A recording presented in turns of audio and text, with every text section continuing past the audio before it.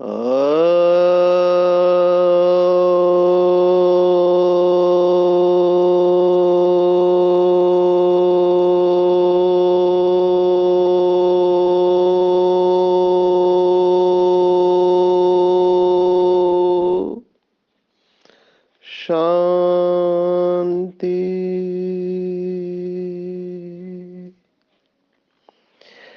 आज 12 नवंबर 2022 भारत में शनिवार है। Today is 12th November 2022 and it's Saturday in Bharat. आज की मुरली का जादुई रहस्य स्वयं को प्रेरणा देने के लिए magical secrets of today's murli for motivating the self. बाबा की हर मुरली वंडर है कि कैसे हर दिन हम मुरली पढ़ते हैं, हर दिन नयापन अनुभव होता है। और ये कैसे सब होता है, ये सचमुच में आश्चर्य की बात है। अभी कितने बार हम ये शब्द सुने हुए रहते हैं, लेकिन हर दिन ऐसे लगता है नया है। हर दिन की मुरली फ्रेश होती है, ताजी होती है, नए इंस्पिरेशंस, प्रेरणा और नए शब्दों के साथ आती है। लौकिक भगवत गीता पढ़ने वाले और उसको स्टडी करने वाले, उनका भी यही अनुभव है कि भगवत गीता लौकिक का जो किताब है वो इतने सालों से इतने आत्माओं को कैसे प्रेरणा दे रहा है। अगर लौकिक भगवत गीता में इतनी सारी इंस्पिरेशंस लोगों को मिलती है, फिर वो साइंटिस्ट हो जैसे अल्बर्ट आइंस्टाइन, या फिर फिलोसोफर हो, या सन्यासी हो, योगी हो, एक आम आदमी हो, तो कितनी टीकाएं लौकिक भगवत गीता के ऊपर हुई है और हर एक को वो नए एंगल से देखते हैं भगवत गीता को। इसको बुक ऑफ लाइफ कहा गया है। बाबा इसे देवता और ब्राह्मण धर्म का धर्म ग्रंथ कहते हैं, धर्म का शास्त्र कहते हैं। अभी उसमें तो आटे में नमक जितना सच है, फिर भी वो इतना आकर्षक करती है। कल की मुरली में था, कई शास्त्रों की किताब बहुत अच्छे होते हैं, बाबा ने खुद कहा था। हम बाबा के बच्चे जानते हैं कि मुरली की सुंदरता हर दिन नयापन अनुभव होता है। और जिस दिन आपको लगे कि ये वही मुरली है, बाबा वही बातें सुना रहा है, बार बार वही बात सुना रहा है, तो समझना चाहिए कि मेरे बुद्धि के ऊपर माया की मैल चढ़ गई है। Otherwise every moment is a new moment. जो योगी होते हैं उनके लिए हर क्षण नया होता है। Every every moment is different. और ये जीना है, ये अनुभव की बात है। और जिस क्षण हमको लगता है कि वही बात है, वही बात है, वही सब रिपीट हो रहा है, तो समझने का कि वो क्यूरियोसिटी हमारे अंदर की खत्म हो गई है। एक जड़त्व आ जाता है या ठहरने की स्थिति आ जाती है। तो बहुत अलर्ट हो जाना चाहिए ऐसी स्थिति जब आती है। तो आज की मुरली मैं जब सुनता हूँ, पढ़ता हूँ, क्योंकि सुनाने के पहले कम से कम 3-4 बार पढ़ना होता है, उसके ऊपर मनन चिंतन करते हैं, तो देखते हैं कि बाबा ने कितनी सारी बातें एक मुरली में बाबा बता देता है। सागर है तो लहरें आती है। आज की मुरली में वैसे तो चौथे अध्याय की बात है कि चौथे अध्याय जो ज्ञान कर्म संन्यास योग है, लगातार पिछले कुछ दिनों से उनकी बातें आ रही है। तो चौथे अध्याय में 5वां श्लोक है, बहुनी में व्यतीतानि जन्मानि तव च अर्जुन, तान्यहम वेद सर्वाणि न त्वम वेत्थ परंतप। माना तेरे बहुत जन्म हो चुके हैं अर्जुन, तू अपने जन्मों को नहीं जानता, मैं सब जानता हूं। तो बाबा यही कह रहा है कि बच्चे, मैं तुम्हारा आदि मध्य अंत जानता हूं, इसलिए मैंने तुम्हें चुना है। तुम कल्प कल्प के विजयी रतन हो और तुमने कल्प कल्प बाप की श्रीमत पर चलकर माया के ऊपर संपूर्ण विजय प्राप्त कर लिए हैं। और तुम्हें फिर से ये पाठ रिपीट करना है। अब ये बाबा हमको याद दिला रहा है क्योंकि वो सब जानता है, लेकिन इसमें भी नंबर क्यों बनते हैं? क्योंकि जो संशय बुद्धि बाबा के बच्चे हैं, जैसे ही बाबा ये कहता है कि बच्चे तुम कल्प कल्प के विजयी रतन हो, तुमने कल्प कल्प माया के ऊपर विजय प्राप्त की है, तो तुरंत संशय बुद्धि बच्चे कहेंगे अच्छा माया माला में तो सभी आ नहीं सकते हैं, बाबा ने जो क्राइटेरिया बताया उसमें तो मैं बैठता नहीं हूँ, इसका मतलब मैंने माया के ऊपर पूरी विजय प्राप्त नहीं की है, इसका मतलब मैं इस कल्प में भी हारने वाला हूँ। अच्छा, अगर मैं हारने वाला हूँ तो क्यों पूरा पुरुषार्थ करने का, जो मिला सो अच्छा है, ऐसे करके ठंडे होके बैठ जाते हैं। अभी आधी बात को ध्यान में रखते हैं, पूरी बात को ध्यान में नहीं रखते कि बाबा ने कहा था बच्चे अंत तक माया आएगी, ये बाबा ने कहा हुआ है, और रुस्तम के साथ रुस्तम बन के माया लड़ेगी, ये भी बाबा ने कहा हुआ है। आज तो बाबा ने कहा कि जो नंबर वन और नंबर टू है, कल भी कहा था कि उनके पास सबसे पहले माया आती है ना। जो जितने पतित पावन थे वही ज्यादा पतित बनते हैं, इसलिए मम्मा बाबा का हिसाब किताब भी वैसे होता है।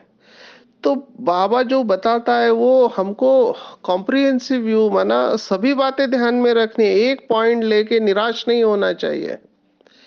मैं देखता हूँ मेरे को जो भी प्रश्न पूछते हैं भाई बहने देश विदेश से, वो यहाँ पर ही अटक जाते हैं कि हम बहुत कोशिश कर रहे हैं लेकिन माया से हम जीत नहीं पा रहे, तो चलते चलते कई बार निराश हो जाते हैं।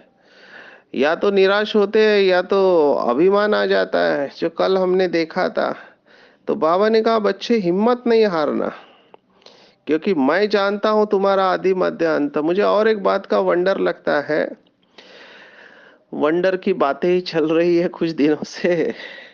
मुझे वंडर इस बात का लगता है कि जो देहधारी है, जो अल्प बुद्धि है, अल्पमति वाले हैं, या कई लोग तो मूढ़मति है, वो डिस्करेजिंग बातें करते हैं, है ना। उमंग उत्साह कम करने वाली बातें करते हैं, टीका करने वाली बातें करते हैं, जैसे जिसके पास जो होगा वही देगा, अभी दुखी व्यक्ति दुखी देगा। तो कई बीके भी और बाहर के भी जाने अनजाने में हमको डिस्करेज करते रहते हैं, हिम्मत आपकी कम करने की कोशिश करते हैं। हाँ, ये देखो माला में आने वाले हैं। कई बार हम अभी ये वर्कशॉप लेते हैं ना, तो बहुत अच्छे अच्छे अनुभव करते हैं। ये जानकी फाउंडेशन का विहासा का वर्कशॉप माना वैल्यूज इन हेल्थ केयर का वर्कशॉप मैं लेता हूँ, निमित्त है उसके लिए, बाबा ने निमित्त बनाया। तो भारत में बहुत स्थानों पर जाना होता है, तो कई कॉलेजेस में मैं जब सेशन लेता हूँ डॉक्टर्स का, तो बहुत उमंग उत्साह में आ जाते हैं भाई बहने। हम भी अनुभव करते हैं कि बाबा की एनर्जी उनको मिल रही है मेडिटेशन में, तो तुरंत उनके अंदर ड्रास्टिक चेंज आता है। अभी उनके साथ वाले हैं जो ये वर्कशॉप नहीं अटेंड कर रहे होते हैं, तो वो उनको बोलते हैं देखो अभी इनका नाटक चलेगा विहासा का कुछ दिन तक। तो ऐसा क्यों बोलते हैं वो लोग? क्योंकि उन्होंने अपने जीवन में अनुभव किया होता है कि हम पुरुषार्थ तो करते हैं लेकिन वो एक रस नहीं रहता है, कुछ दिनों तक अवस्था अच्छी रहती है और फिर वापस नीचे आ जाती है। तो उन्होंने गिव अप किया हुआ रहता है, और जो मेहनत कर रहे होते हैं उनको भी वो आगे आने नहीं देते हैं। तो मैं यहाँ पर एक कहानी हमेशा याद रखता हूँ, शायद आप में से भी कई लोगों ने सुनी होगी, कि एक कुएं में कुछ मेंढक गिरे हुए रहते हैं और बाकी के मेंढक को कुएं के बॉर्डर पे रहते हैं और उनका उमंग उत्साह बढ़ा रहे होते हैं, लेकिन उनको छलांग लगा के ऊपर चढ़ना बहुत मुश्किल हो रहा रहता है। तो सभी मेंढक जो कुएं के बाहर है आखिर में बोल देते बस आप नहीं चढ़ सकते, आप छोड़ दो, कोशिश छोड़ दो। तो मेजॉरिटी कोशिश छोड़ देते हैं, क्योंकि वो देखते हैं हम इतनी मेहनत कर रहे हैं, इतना समय से कर रहे हैं, लेकिन हम छलांग लगा के बाहर नहीं आ पा रहे, तो हम अंदर ही मरने वाले हैं। और उस कुएं में कुछ नहीं होता है, पानी भी नहीं होता है। तो एक मेंढक है वो लगातार कोशिश जारी रख रहा है, जबकि सभी मेंढक बाहर से बोल रहे छोड़ दो, तुम अपनी एनर्जी को वेस्ट कर रहे हो, तुम चढ़ नहीं सकते हो, और वो लगातार कोशिश कर रहा होता है। जितना ये लोग उसको चिल्लाते हैं मत करो, उतना ये डबल फोर्स से कर रहा होता है, और आखिर में वो हिम्मत रख के ऐसी छलांग मारता है कि कुएं से बाहर आ जाता है। तो सभी लोग उसको पूछते हैं कि हम तेरे को बोल रहे थे कि तू मत आओ मत आओ, तेरे से नहीं होगा, फिर भी तुमने ये कैसे करके दिखाया। तब वो कहता है कि मेरे को थोड़ा कम सुनाई देता है, कई बार सुनाई ही नहीं देता है। तो इस स्टोरी में मैजिक ये है कि लोगों की ज्यादातर बातें हमारा मनोबल गिराने वाली होती है, और हमको ऐसे समय पर बहरे बन जाना चाहिए और अपना पुरुषार्थ चालू रखना चाहिए। माया कितना भी अपोजिशन करे, अंदर से बाहर से, कई बार क्रिटिक जो होता है हमारे अंदर होता है। माना रहा हमारा मन ही हमको बोलता रहता है छोड़ दे, बहुत मेहनत किया, तुमने इतना अमृत वेला किया, इतना योग किया, मुरली सुनी, तपस्या किया, भट्टी किया, क्या फर्क पड़ा, संस्कार वैसे के वैसे ही है, अभी तक परिवर्तन नहीं हुआ। तुम बाहर से तो दिखावा कर रहे हो, लेकिन अंदर से क्या अवस्था है तुमको ही पता है। तो हमारे अंदर भी एक क्रिटिक होता है, वो भी हमको गिराने की कोशिश कर रहा है, मनोबल गिराने की। फिर भी हमको हिम्मत नहीं हारना चाहिए, सच्चे बाप के साथ सच्चा रहना है, बाबा के साथ कंटिन्यूस बातें करते रहना चाहिए। बहुत लोगों को मैं एक टेक्निक जो देता हूँ, जो बाबा ने कल भी मुरली में कही थी, कि मुझे कोई खत नहीं लिखता है, बच्चे समाचार नहीं देते। ये बहुत पावरफुल टेक्निक है बाबा से शक्ति लेने का, कि बाबा को रोज सच्ची दिल से खत लिखो, रोज लिखना चाहिए खत। एक आत्मा ने तो सुनाया कि मैं दो खत लिखता हूँ, एक लेटर टू गॉड और दूसरा लेटर फ्रॉम गॉड। अब ये बहुत अच्छा तरीका है कि बाबा को खत लिखो और बाबा की तरफ से खुद को भी खत लिखो, पर वो पूरा मेडिटेशन में होना चाहिए। तो ये ऐसा जादू का काम करेगा, ऐसे लगेगा कि बाबा हर क्षण मेरे साथ है, क्लैरिटी आ जाएगी, बाबा के साथ संबंध जुड़ जाएंगे। तो जहां पर संबंध और प्राप्ति है वहां अपने आप अवस्था अच्छी रहती है। ये बात आज की मुरली में क्यों ले रहे हैं, क्योंकि आज बाबा ने बाइबल का एक शब्द इस्तेमाल किया है, घोस्ट। घोस्ट माना भूत। तो बाइबल में भी घोस्ट का वर्णन है, और भारत में रावण कहा गया है, या माया शब्द है, या ये जो विकार है इनको भी भूत कहते हैं। बाबा ने बहुत बार कहा काम का भूत, क्रोध का भूत चढ़ जाता है, मोह का भी भूत होता है। तो ये विकार माना भूत की तरह है, जैसे किसी के अंदर भूत की प्रवेशता होती है तो वो क्या करता है उसे ही नहीं पता होता है, उसका कंट्रोल चला जाता है। ऐसे ही ये जब विकार प्रवेश करते हैं हमारे अंदर, तो उस समय ज्ञान योग वगैरह कुछ काम नहीं करता है, उस समय वार होता है, वो माया का वार होता है, और उस समय गलतियां होती है। तो बाबा ने कहा कि ये घोस्ट से बच के रहना है, किसी को भी दुख नहीं देना है। बहुत भाई बहने एक ही प्रश्न पूछते, योग में नंबर वन लेना है तो क्या करें। तो योग में अगर नंबर वन लेना है तो दो बातें, मुरली के ऊपर 100% अटेंशन, और दूसरा मन वचन कर्म से किसी को दुख नहीं देना। ये आज की मुरली में आया हुआ है, इसलिए इसको रिवाइज कर रहे हैं। किसी को भी मन वचन कर्म से दुख नहीं देना है। मनसा में तूफान आएंगे, ये भी एक अवेयरनेस की स्टेज है। कई लोग गुस्सा करते हैं उनको पता ही नहीं चलता है, अनकॉन्शियस जी रहे हैं, बेहोशी में जीवन जी रहे हैं, तब उनको पता नहीं चलता है, और सब कुछ डैमेज हो जाने के बाद में होश आता है, लेकिन तब तक नुकसान हो चुका रहता है। जैसे जैसे हम योग में आगे बढ़ते जाएंगे, हम इतने जागरूक होते जाएंगे कि हमारे मन में तूफान आ रहा है, फिर बोल में आ रहा है, फिर कर्म में आ रहा है, ये हमको दिखाई देता है। तो कर्म के ऊपर पहला कंट्रोल आता है, फिर बोल के ऊपर कंट्रोल आता है, और फाइनल कंट्रोल मन के ऊपर आता है, और फिर व्यर्थ और निगेटिव समाप्त हो जाते हैं, और हमेशा श्रेष्ठ संकल्प, जिसको बाबा कहते हैं शुभ भावना और शुभ कामना, अनकंडीशनल लव और एक्सेप्टेंस, ये आ जाती है। तो ये स्टेजेस से जाना होता है। तो चेक करें मैं कौन से स्टेज पर हूँ। आज की मुरली में तीन विशेष शब्द आए जो मेरे फेवरेट है, जो हमारे बाबा के गीत में भी आए हुए, कि निश्चय ने निश्चिंत किया, निश्चित विजय हमारी। तो ये तीनों शब्द जुड़े हुए हैं, निश्चय, निश्चिंत और निश्चित विजय। अभी हम वर्कशॉप ले रहे थे भट्टी की तरह, तो उसमें भी ये 3 शब्द आए, लोगों ने फीडबैक दिया कि जो भी हमारी स्वस्थिति है वो नहीं बनती है, तो उसके कारण क्या है, उसका सॉल्यूशन क्या है, तो उसमें यही बताया, निश्चय की कमी। तो अंग्रेजी में शब्द है फेथ, इसके साथ दूसरा शब्द है ट्रस्ट और तीसरा शब्द है बिलीफ। तो अभी आपके साथ शेयर करते हैं, हमने भी इसके ऊपर बताया कि तीनों का अर्थ अलग अलग है। जैसे अभी ये साल भारत में ब्रह्मा कुमारी पूरे विश्व में दया और करुणा का वर्ष मना रहे हैं विश्व परिवर्तन के लिए। तो दया और करुणा इनको भी एक समझ लेते हैं, जबकि दया अलग है, करुणा अलग है। तो हमने इसके शेड्स के बारे में बताया, तो समझते हैं कि ये पंडिताई हो गई। अब ये पंडिताई नहीं है, क्यों?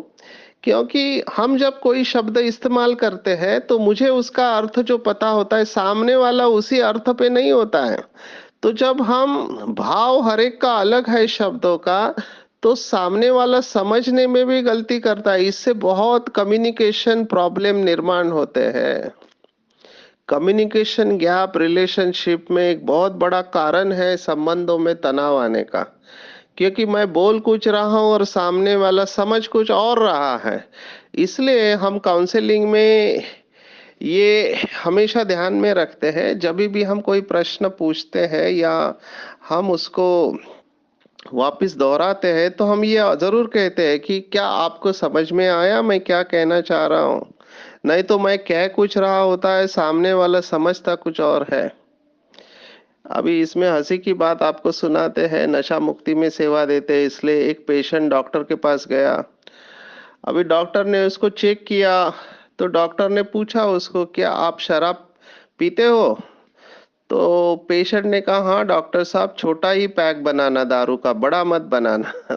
तो पीते हो मतलब उसको ऐसे लगा कि ये डॉक्टर अभी मेरे को पिलाने वाला है, जबकि डॉक्टर को ये पूछना था कि वो हिस्ट्री ले रहा था कि आपको बीमारी है या नहीं। अभी डॉक्टर पूछ कुछ रहा है, सामने वाला समझ कुछ और रहा है। तो ऐसे बहुत सारे बातें कम्युनिकेशन गैप में इसलिए होते हैं कि शब्दों का इस्तेमाल अलग होता है और शब्दों का अर्थ हर एक अपने बुद्धि के अनुसार निकालते हैं। तो निश्चय शब्द है, दूसरा शब्द है श्रद्धा शब्द है, और तीसरा शब्द है मान्यता। ये तीनों अलग अलग है। निश्चय अनुभव के आधार पर होता है और विश्वास में अनुभव नहीं होता है, इसलिए विश्वास को हमेशा अंध कहा गया। अंध विश्वास होता है, अंध निश्चय नहीं होता है, अंध विश्वास होता है। तो जितना निश्चय पक्का होता जाएगा उतना विश्वास बढ़ते जाएगा, और जितना विश्वास बढ़ते जाएगा उतनी हमारी मान्यताएं दृढ़ होते जाएगी। तो तीनों का कनेक्शन है, फेथ, ट्रस्ट एंड बिलीफ। ऐसे ही 3 शब्द है, दया बुद्धि, रहम दिल और करुणा कर। अभी दया अलग है, रहम अलग है और करुणा अलग है। इसलिए इस पूरे शब्दों को ध्यान में रखना है। जैसे वो भक्ति मार्ग में कहते हैं आत्मा सो परमात्मा, अभी वो आधा है पकड़ते हैं, पूरा वाक्य आत्मा सो परमात्मा की संतान।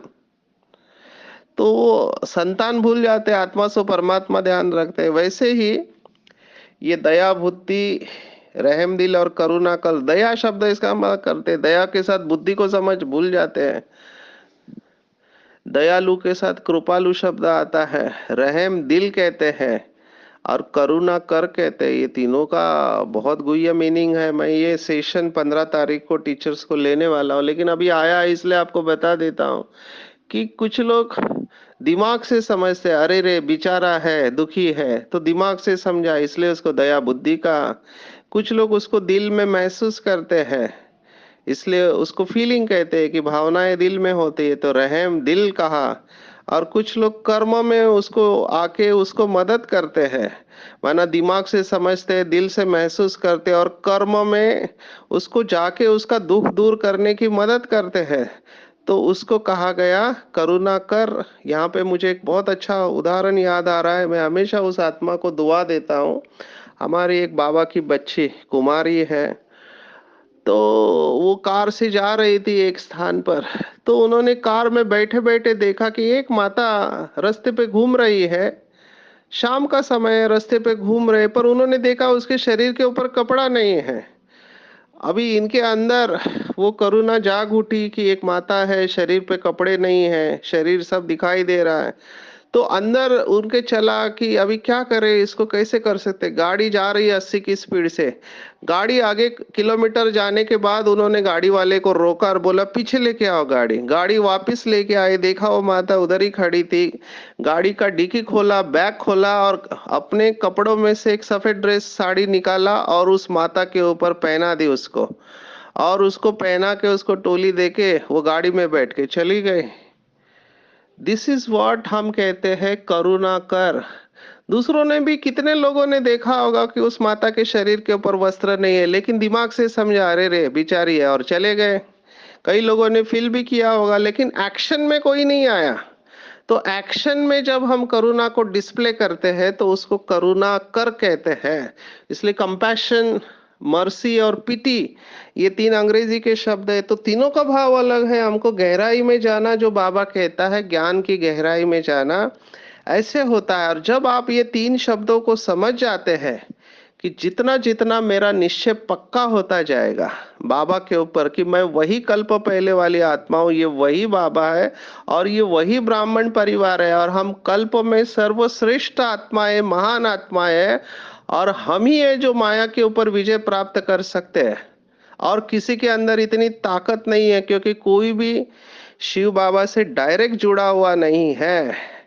तो मेरा बाबा है और मैं ईश्वर का बच्चा हूं, मैं श्रेष्ठ अधिकारी आत्मा हूं। जब इस बेहद की खुशी में रहेंगे, बेहद के अधिकार के नशे में रहेंगे, तो निश्चिंत अवस्था आ जाएगी। अभी ये है शब्दों की गहराई। अभी कोई इसमें जाना नहीं चाहता है तो हम कुछ नहीं कर सकते। क्योंकि क्या होता है, बाबा जिस लेवल से कह रहा है मुरली, हम उस लेवल से समझ नहीं पाते हैं। बाबा ने एक मुरली में कहा था बच्चे अभी तक बेबी बुद्धि है। मैं परफेक्ट बाबा की इस बात से पूरी तरह से सहमत हूं कि हम अभी तक बेबी बुद्धि है, क्योंकि बाबा जो कहना चाहता है हम पकड़ नहीं पाते हैं। The depth of the knowledge which ocean of knowledge gives. आप बड़े बड़े साइंटिस्ट हैं, आप सोचो, वो एक एक शब्द को लेकर दिनों तक उसमें लगे हुए रहते कि इस शब्द का मीनिंग क्या है। ऐसे ही रिसर्च नहीं होता है। रिसर्च के लिए दिनों तक, महीनों तक एक ही बात को लेकर वो चल रहे होते हैं। हमारा एक भाई है, कुमार है, विदेश का है। अभी वो एक ही सब्जेक्ट को लेकर राज्यों का स्टडी कर रहा है कि आत्मा और शरीर का कनेक्शन कैसे होता है, कैसे वो इंफॉर्मेशन आत्मा के अंदर है वो ब्रेन के साथ कनेक्ट कहाँ पर हो रहा है और वो कैसे कनेक्शन है। तो अभी देखो, एक ही सब्जेक्ट में मास्टरी जाना ये साइंटिस्ट का काम होता है। तो इसको सोचना चाहिए कि जब बाबा दादी गुलजार के शरीर में प्रवेश करता था तो आपने देखा होगा कि दादी को एक छोटा सा झटका लगता था। अब ये झटका क्यों लग रहा है? क्योंकि आत्मा ने कंट्रोल किया हुआ है शरीर। तो नई आत्मा जब आती है तो वो जो कनेक्शन उसका है उसको तोड़ देती है और खुद कंट्रोल कर लेती है। और उस समय अगर आपने देखा होगा तो दादी का गले की तरफ आप देखेंगे, चेहरे की तरफ वो कुछ निकल रही है ऐसे लगता है। जो भी सलाइवा मुंह में निकल रहा है, आंखों के अंदर से पानी निकल रहा होता है, लेकिन वो बाहर नहीं गिरता है। हमने ये नोटिस किया। तो बाबा कंट्रोल कर रहा है उस पूरे शरीर को। तो शुरुआत में ये होता था, लेकिन जैसे ही दादी संपूर्णता की तरफ जा रही थी हमने देखा फिर वो झटका लगना बंद हो गया। कब बाबा आते जाते पता नहीं चलता। इवन ब्रह्मा बाबा के बारे में कहते थे कि कब शिव बाबा आता था जाता था पता नहीं चलता था, क्योंकि बॉडीलेस स्टेज में थे। तो क्या ऐसा होता है? This is one of the interpretation. ये एक स्पष्टीकरण है, सच है कि नहीं हमको पता नहीं, लेकिन इस तरह से चिंतन करना चाहिए कि हम शरीर में आते हैं जाते हैं, हम भी परमधाम से अवतरित होते हैं, इस शरीर में प्रवेश करते हैं। बाबा ने कहा है कि चलते फिरते आप बाबा की याद में यहाँ से आबू से दिल्ली जाओगे तो थकेंगे नहीं। तो अशरीरी अवस्था का ये इफेक्ट है। तो क्या ऐसा प्रयोग हम करते हैं? खाते पीते चलते फिर ते बात करते हुए, तो ऐसे हमको शब्दों की गहराई में जाके उसके अनुभव में स्थित होना चाहिए। और कैसे दुआओं से हम समस्याओं के पहाड़ को सहज ही क्रॉस कर लेंगे। मेरा यह अनुभव है, कितनी सारी समस्याएं, कभी सोचा नहीं था कि बीके लाइव बनने के बाद इतने समस्या आ सकते थे। एक बहन ने कहा कि बाहर वालों को तो हम संभाल लेंगे, अंदर वालों को संभालना मुश्किल हो जाता है। तो वो उनका अनुभव है, क्योंकि समर्पित लाइफ के अपने चैलेंजेस है, गृहस्थी वालों के अपने चैलेंजेस है, कुमारों के अपनी चैलेंजेस है, कुमारियों के अपनी चैलेंजेस है, जिनको जॉब है उनके अपनी चैलेंजेस है, जिनको जॉब नहीं उनके अपनी चैलेंजेस है।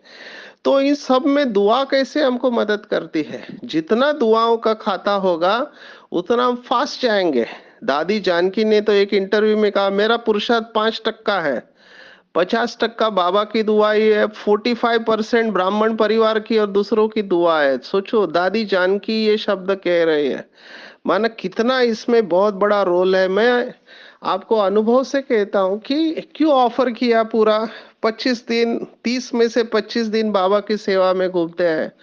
तो बहुत कुछ होता है। अभी भी मैं मुरली रिकॉर्ड कर रहा था, यहाँ पे ओआरसी के रूम में बैठा हूँ, क्योंकि शाम को फिर टाइम नहीं मिलेगा, इसलिए अभी रिकॉर्ड कर रहे। तो यहाँ पर रेसिडेंशियल है, पर पता नहीं किसी ने जोर से चिल्लाया, दो बहनें आपस में क्या हुआ, और वो रिकॉर्ड हो गया। फिर मैंने उसको डिलीट कर दिया, फिर से मुरली रिकॉर्ड करने बैठा हूँ। ऐसे बहुत सारे चैलेंजेस आते हैं, जहां जाते हैं वहां पे साइलेंस नहीं मिलता है। तो सुबह शाम जब टाइम मिलता है, रात को 10 बजे के बाद, 11 बजे के बाद रिकॉर्ड करते हैं, क्योंकि मुझे पता है बहुत सारे भाई बहने राह देख रहे होते हैं, मोटिवेशन की राह देख रहे होते हैं। तो हम कैसे भी करके ये रिकॉर्ड करके आपको भेज रहे हैं, ताकि थोड़ा मोटिवेशन बना रहे और हिम्मत हम नहीं आ रहे। और 25 दिन हम घूमते हैं, तो हर स्थान का पानी अलग होता है, भोजन अलग होता है, वेदर अलग होता है। कहाँ उत्तराखंड में हमने देखा बर्फ गिरी, और कहाँ चेन्नई में गए तो वहां गर्मी है, एक्सट्रीम टेम्परेचर चेंज है। तो शरीर के ऊपर इसका इफेक्ट होता है, कई बार नींद पूरा नहीं होता है। लेकिन बाबा को याद करके, बाबा को समर्पित करके चल रहे हैं, तो बाबा संभाल रहता है, दुआएं भी हमको बचा लेती है। तो इस तरह से अपने आप को ऑफर करना है, तो दुआएं मिलेंगी, तो समस्याओं को हम पार कर लेंगे। आज बाबा ने कहा, क्रोध का भूत है, काम का भूत है, मोह का भूत है, ये सत्यानाश कर देते हैं। और भूतों से बचना है तो एक ही तरीका है, बाबा को याद करना है। सबको कब्र से निकालना है, माता पिता का शो करना है, और कल्प कल्प की बाजी है, बाबा ने कहा। इसलिए बहुत अटेंशन देना है। अगर इस कल्प में फेल हो गए तो हर कल्प में फेल हो जाएंगे। इसलिए तगड़ा पुरुषार्थ करना है। मैं कहता हूँ 20 नाखून का जोर लगा के पुरुषार्थ करना है। माया कितना भी हिलाने की कोशिश करे, लेकिन जिसके साथ सर्वशक्तिवान है, उसको माया कुछ नहीं कर सकते। देखना चाहिए कि मेरे द्वारा किसी को दुख नहीं पहुंचे, न लौकिक न अलौकिक परिवार, मन वचन कर्म से साक्षी हो जाएंगे। हाँ, बाबा हमारे साथ है, दो वक्त की रोटी बाबा जरूर खिलाएगा। बाकी अगर हमको 2 जोड़ी कपड़े हैं, 2 वक्त की रोटी मिल रहे हैं, और सिर के ऊपर छत है, तो हमारे जैसा सुखी कोई नहीं है, बाकी सब लग्जरी है। ऐसे मैं खुद को याद दिलाता रहता हूँ और अनुभव भी करता हूँ। बाकी तो हमको जो भी मिला है वो सब बोनस है। बाबा ने कहा अंतिम समय में ये सब नहीं मिलने वाला है। तूफान बहुत आएंगे, लेकिन अपनी पवित्रता को नहीं छोड़ना है। मनसा में तूफान आएंगे, माया पकड़ने की कोशिश करेंगी, लेकिन अपनी घोट तो नशा चढ़े। योग बल से बीमारी के ऊपर विजय प्राप्त करना है। बाबा ने कहा ना, मम्मा और बाबा कितने कड़े हिसाब किताब, हमारे दादियों के कितने कड़े हिसाब किताब, लेकिन योग बल से उन्होंने इसके ऊपर विजय प्राप्त कर ली। तो देहाभिमान और देहबान को पूरी तरह से तोड़ना है, आत्मा का अभ्यास करना है, और जितना हम बाबा की याद में रहेंगे उतना हमारा बीमारी का तकलीफ भी जो होता है वो निकल जाता है। मैंने बहुत भाई बहनों को, डिप्रेशन है और कोई बीमारी है जिसमें दर्द होता है, वो सब समाप्त हो जाता है। मेरा खुद का अनुभव है, पैरों में जो दर्द होता है, बॉडीलेस स्टेज में दर्द चला जाता है अशरीरी अवस्था में, क्योंकि शरीर के अंदर एंडोर्फिन्स, एनकेफेलिन्स ऐसे पेन किलर रिलीज होते हैं। ये चार केमिकल हमारे ब्रेन में निकलते हैं, डोपामिन, ऑक्सीटोसिन, सीरोटोनिन और एंडोर्फिन। इससे हमारी खुशी बनी रहती है। बाबा पूरा साइंस की बातें कह रहा है आज कि योग बोल से दुख दूर होते हैं और बहुत खुशी रहती है। ये आज साइंस हमको कह रहा है। तो चेक करेंगे आज पूरे दिन भर में कि मेरे अंदर कोई घोष तो नहीं है, मैं किसी को दुख तो नहीं देता और हिम्मत तो नहीं हार रहा हूं, मूर्छित तो नहीं हो रहा माया की वजह से, और मेरी खुशी दिनों दिन बढ़ते जा रही है या नहीं। अगर हम रोज बाबा की याद और ज्ञान का नशा घोट रहे हैं तो कर्म भोग के ऊपर हम विजय प्राप्त करते रहेंगे और दिनों दिन हमारी खुशी बढ़ती जाएंगी और हम माला में निश्चित आ जाएंगे और निश्चिंत अवस्था का अनुभव करेंगे। अच्छा, ओम शांति।